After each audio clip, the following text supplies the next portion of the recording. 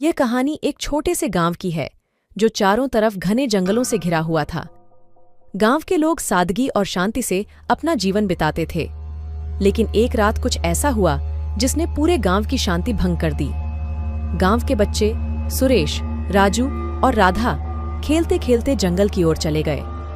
खेलते खेलते वे जंगल के अंदर बहुत दूर चले गए। उन्हें समय का ध्यान नहीं रहा और अंधेरा घिर आया। तभी उन्होंने जंगल के भीतर से एक अजीब सी आवाज सुनी। वह आवाज जैसे किसी विशालकाय दरिंदे की थी। डर के मारे वे तीनों बच्चे एक दूसरे का हाथ पकड़कर गांव की ओर भागने लगे। जब बच्चे गांव पहुंचे तो उनके चेहरे पर डर साफ दिखाई दे रहा था। उन्होंने गांव के बुजुर्गों को जंगल में सुनी आवाज के बारे में बताया। गांव के बुजुर्गों ने यह सुनकर बच्चों को तुरंत घर भेज दिया और आपस में चर्चा करने लगे। गांव के प्रधान रामलाल ने कहा, यह कोई साधारण जानवर नहीं हो सकता, हमें इसका पता लगाना होगा। रामलाल और गांव के कुछ जवानों ने मिलकर अगले दिन जंगल में जाने का निर्णय लिया। उन्होंने अपने साथ मशालें, हथियार और रस्सियां लीं। जब वे जंगल के भीतर गए तो चारों ओर घना अंधेरा और डरावना सन्नाटा था। कुछ ही देर में उन्होंने उन आवाजों को फिर से सुना। आवाजें अब और भी तेज और भयानक हो गई थीं। रामलाल और उनके साथी आवाजों की दिशा में बढ़ते गए।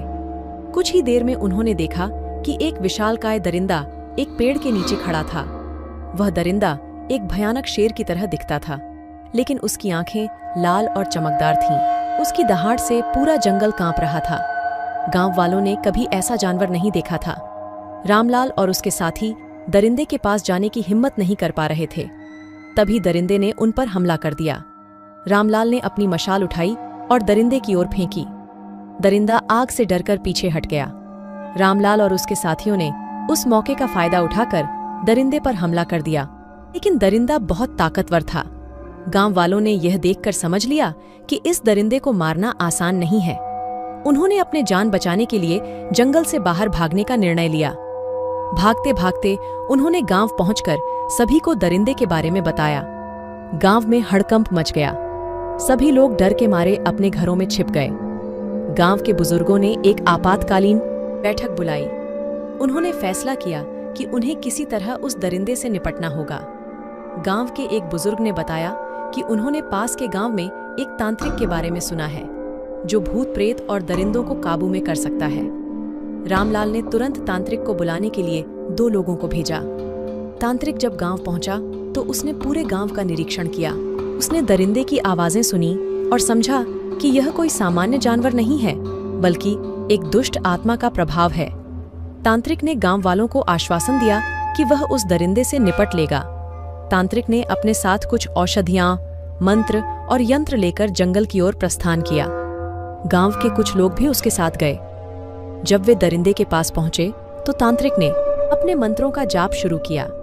दरिंदा पहले तो उन पर हमला करने की कोशिश करता रहा, लेकिन धीरे धीरे तांत्रिक के मंत्रों का प्रभाव बढ़ता गया।